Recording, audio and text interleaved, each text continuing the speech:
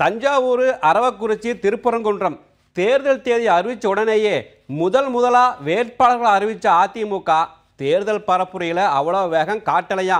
எப்போ சூடு பிடிக்கும்னு ஒரே எதிர்பார்ப்புங்களா பேசிக்கிட்டாங்க.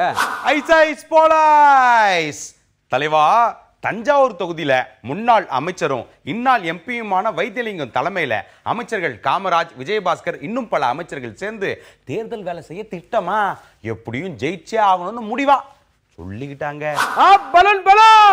நண்பா, அரவக்குறிச்சி தொகுதி வேட்பாளரான முன்னாள் அமைச்சர் செந்தில் பாலாஜி வெயிட்டான ஆளா இருந்தாலும் துணைக்கு துணையா மக்களவை துணை சபாநாயகர் தம்பிதுரையோட ஒத்துழைப்பை எதிர்பார்க்கிறாங்களாம். கிடைச்சிட்டா வண்டி டாப் கியர்ல போகுமா பேசிக்கிட்டாங்கப்பா. திருப்பரங்குன்றம் தொகுதியில ஓபிஎஸ் சார்பில் அவரோட மகன் நேரடியா தேர்தல் வேலை செய்வாராம் சொல்லிக்கிட்டாங்க.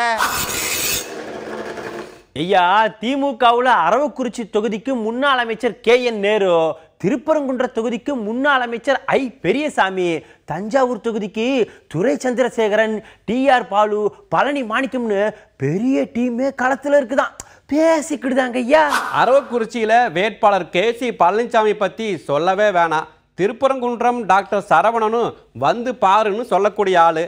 தஞ்சாவூர் தலைவருடைய சொந்த மாவட்டம்னு சென்டிமெண்டா பேசி தொண்டர்களை உற்சாகப்படுத்துறாங்களா?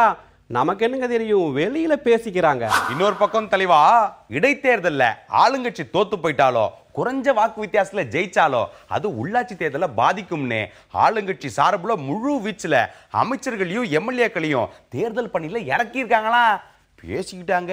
நண்பா, அதிமுக வேட்பாளருக்கு எப்படி செயல்படணும்னு மேலிடத்துல இருந்து அடுத்தடுத்து உத்தரவுகள் வந்தாலும் கட்சி வேட்பாளருக்கான அங்கீகார கடிதம் பொதுச் செயலாளர் தான் கொடுக்கணுமா.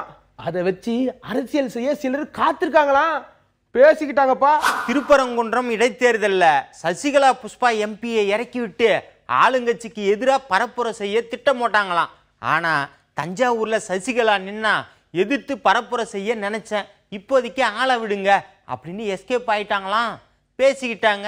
ஐயா, சசிகலா புஷ்பா எம்பி பதுங்கிறதுக்கு சசிகலா போட்டியிடாது மட்டும் காரணம் இல்லையா, எம்பிக்கு கூடவே இருந்து பாதுகாப்பு கொடுத்த ஹரி கம்பி என்றதும் இன்னும் சிலர் போலீஸ் வளையத்தில் சிக்கினதும் எம்பியை வாய் மூட வச்சிருச்சான் பேசிக்கிடுதாங்க. ஐயா,